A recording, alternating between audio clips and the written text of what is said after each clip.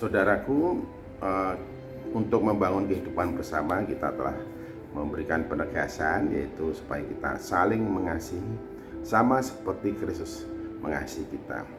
Jadi masing-masing orang yang hidup dalam kehidupan bersama rela berkorban demi dan bagi kepentingan kebersamaan, demi dan bagi sesamanya, untuk membangun kehidupan bersama yang rukun, damai, dan saling menggairahkan. Nah, ini catatan penting.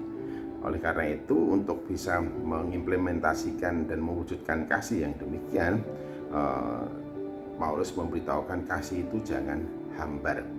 Jangan hambar artinya ya kita jangan sampai mengekspresikan kasih dengan satu perbuatan, tetapi di balik itu ada muatan-muatan bagi diri sendiri, ada muatan kepentingan. Ya, yang membuat hambar adalah karena di balik kita aksi yang kategori kasih, namun ada kepentingan-kepentingan yang menyelubungi atau menyelimuti atau yang mendorong, memotivasi kita, kepentingan bagi diri sendiri.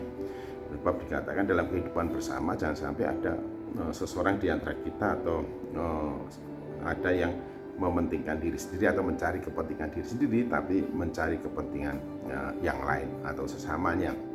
Karena itu kita harus ingat, kasih itu jangan hambar, jangan menodai ekspresi perbuatan tindakan kasihmu dengan muatan-muatan pribadi atau kepentingan-kepentingan pribadi di balik aksi yang kita lakukan. Ya, kalau kita mewujudkan, mengekspresikan, melakukan kasih untuk seseorang, maka yang kita buat dan kita lakukan ya untuk dan demi orang yang bersangkutan. Jadi tidak ada tendensi, tidak ada muatan-muatan bagi diri sendiri.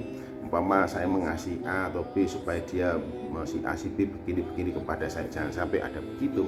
Justru kasih kita wujudkan, kita nyatakan kepada seseorang demi dan bagi orang yang bersangkutan. Jadi kepentingan kita mengasihi ya semata-mata untuk orang yang kita kasih.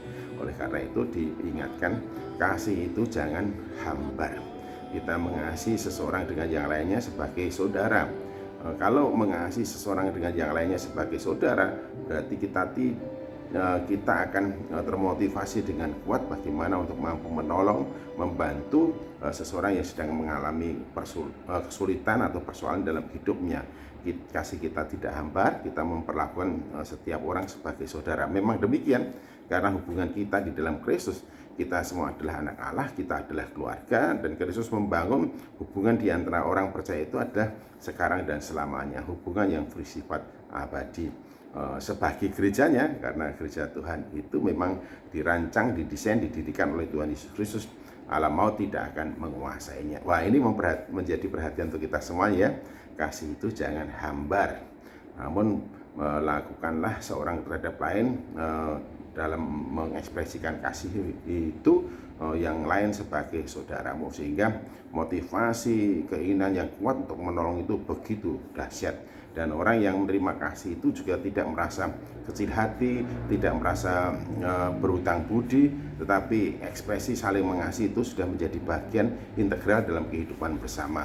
Ya, kita harus menyadari dan memahami kadang-kadang orang lain yang membutuhkan pertolongan, tapi suatu saat mungkin kita yang membutuhkan pertolongan. Jadi kata saling ini memang setiap orang dalam kehidupan bersama saling menyediakan diri dalam kebersediaan setiap waktu, setiap saat untuk memberikan pertolongan seorang terhadap yang lain yang sedang mengalami kesulitan atau mengalami persoalan di dalam hidupnya.